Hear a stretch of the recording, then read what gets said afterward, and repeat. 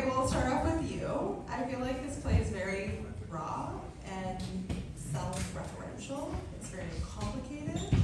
Were there any like artistic or emotional boundaries that you had to navigate while staging it? Yeah, for sure. We early on, Chris Sujuchi, our music director, Rodney Tiberlis, our choreographer, and I had very. And also, hi, Uncle Aubrey. The drummer's my uncle. Oh, he's playing his first family affair. But Chris, Rodney, and I had conversations early on, and the very first meeting with Rodney, where they said to me, "This is triggering," and I was like, "Yes." And here's what white people get to do all the time: is they get to do their work unencumbered by triggers. They can just like do Hello Dolly, yay! And often we sit down to do our work, and it's like, with Daddy, oh my God, like we have to grapple with the piece, and we have to reckon with the material, and so then also sort of succeed in spite of, or alongside with, I think for everybody, traumatizing success. We've all kind of received that in our own ways. So we kind of made a rule that everybody needed to reckon with the piece before we came to work. And then while we were working as well, there was, I think, as much conversation.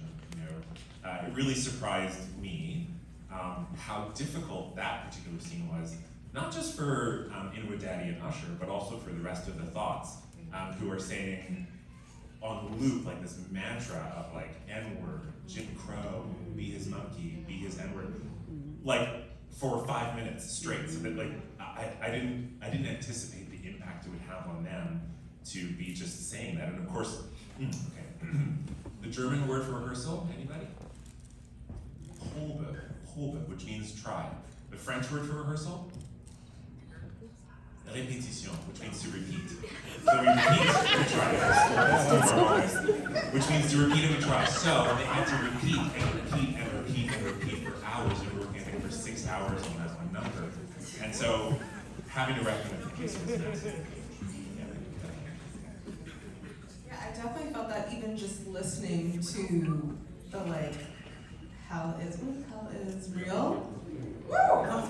I looked at the door a number of times, like, is the Holy Ghost gonna come up in here and just take me away? Like, it was a lot. So I can, only imagine how, for the artists themselves, having to repeat this language has an impact on yourself as well, and so really preserving that.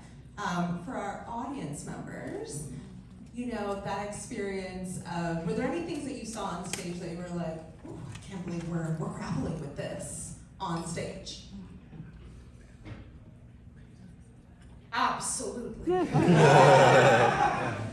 First and foremost, what an impactful piece. It has a lot to unpack, of course. I think it really brought us to the intersections of identity and belonging, and it had me thinking about impression management and, oh goodness, and W.E.B. Du Bois's double consciousness and this whole notion of how we often have to grapple between who we are and who we have to shape-shift into being, or may not choose to shape-shift into being in certain spaces at different times and in different places. So I found the piece, I think I said this the other night, I found it both validating and also dislocating at the same time in my seat as an audience member. Today, it being a blackout performance, I can admit that there was a sense of safety, there was a sense of familiarity where the laughs were louder, the cultural references hit different.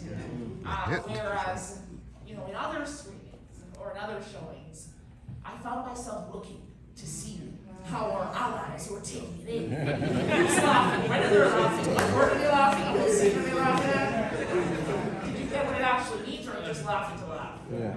So I thought it was very powerful, and I actually purchased the book, which I would encourage anyone who can to purchase the book. I think they're probably selling it right out. And right in the margins and read it and reread it. Quite powerful. Thank you. Thank you. Thank you to Michael as well.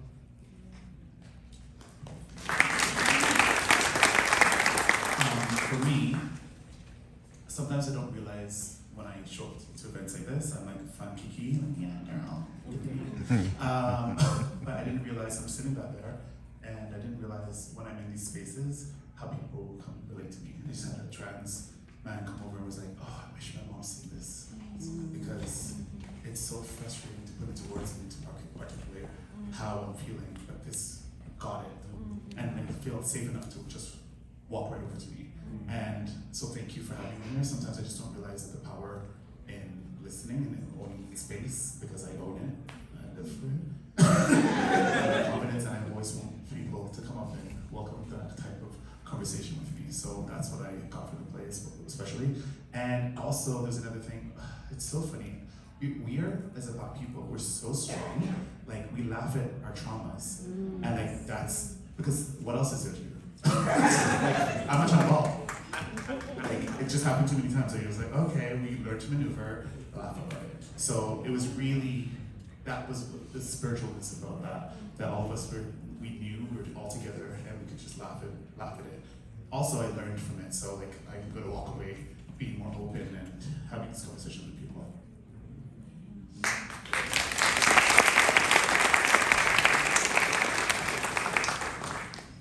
Maybe I'll direct this one at you, Jill, because I feel like this complexity comes up a lot, but I feel like obviously Strangelit brings together queerness and blackness and fatness and artistry, all sort of existing together in conversation, a lot of times in conflict.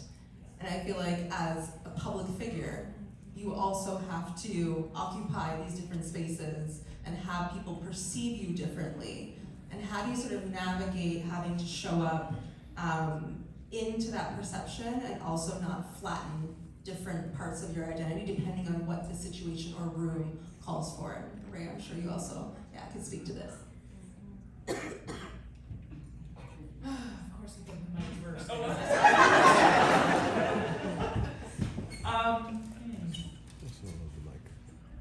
I have tried for most of my life, whenever I've been in a public space, to be exactly who I am. I have found the physical and mental consequences of having to tap dance and play into respectability politics, or be a person I'm not in a space in order to feel like I can take up space or I can articulate or voice my sense of self. It's just tiring. It's really quite tiring. Now, there are consequences for being your complete self in certain spaces, especially when there are power dynamics at play and various folks who would like to see you not be who you really are, and would like to see you step into puppetry, but that is not who I have been. It's not who I was raised to be. So for me, I'm still trying to make full sense of all that I've seen on this stage. I saw pieces of the play that resonated, or the musical that resonated personally with me, in the workplace, in schools, even with certain family members. I think what everyone really needs to take away from this is how important it is that we take up space as Black folks, as queer folks, as fat people. Because at the end of the day, we are not dangerous. We are not out of control. We are not to be bound up. We are to be expressive. We are beautiful and we are brilliant. And this is what I saw on the stage, and I wish that every teacher, every education worker, every employer, public figures could come and see this show and take it into their communities, because it really is important that we share parts of who we are, and that we're able to share our story to all audiences. It really does have an impact.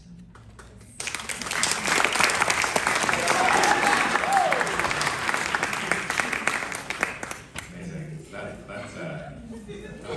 That's great. I really struck by the notion of slivers of your identity being in conflict with each other. And my roots are in dance before theater, which is really quite a destructive environment that focuses on all the negative and kind of primes you to seek validation on the exterior outside. So I'm like, did you like it? You liked it, okay, I have value. Amen. Right? Which is hard. Or which is really difficult. And I think part of my reckoning with the piece and part of like my growth working on this show is being like, oh wow, I actually just don't give a fuck what anybody thinks about the play. I'm so satisfied, like I'm so nourished, I'm so filled, I feel so fulfilled. I'm like, wow, it's so cool to just like, I care, but to also not care, right? Like the validation is actually internal, and that's what was kind of striking me from what you're saying. You know, we are beautiful, we don't need to shrink, we don't need to be quiet. And we also can just say to ourselves, oh, you're great, like, well done. And like, even if you didn't like it or you don't think I'm great, I really do. Oh wow, I fucking directed that.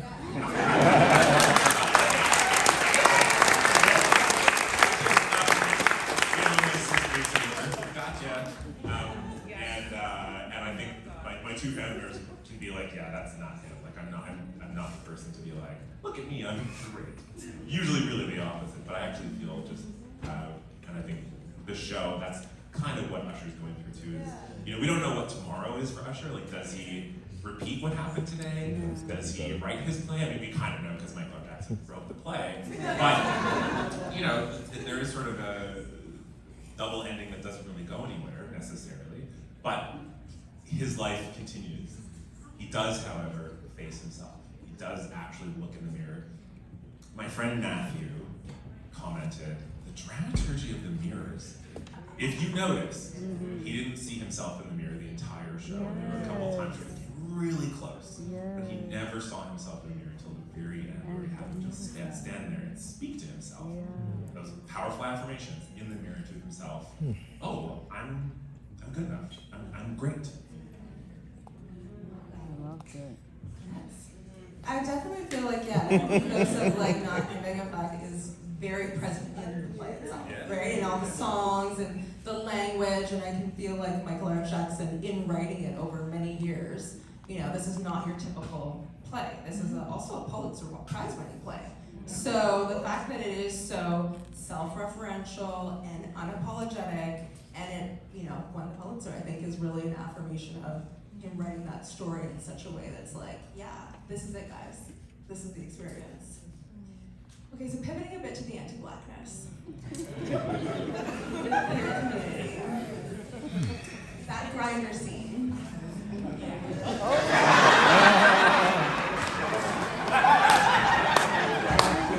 Totally. Can you tell us a bit about that and how that shows up in the world of drag and beyond? I feel like Toronto has been grappling with its anti-blackness in the queer community head-on for a number of years, and that has given rise to a number of different spaces, yes, y'all, but like, please tell us.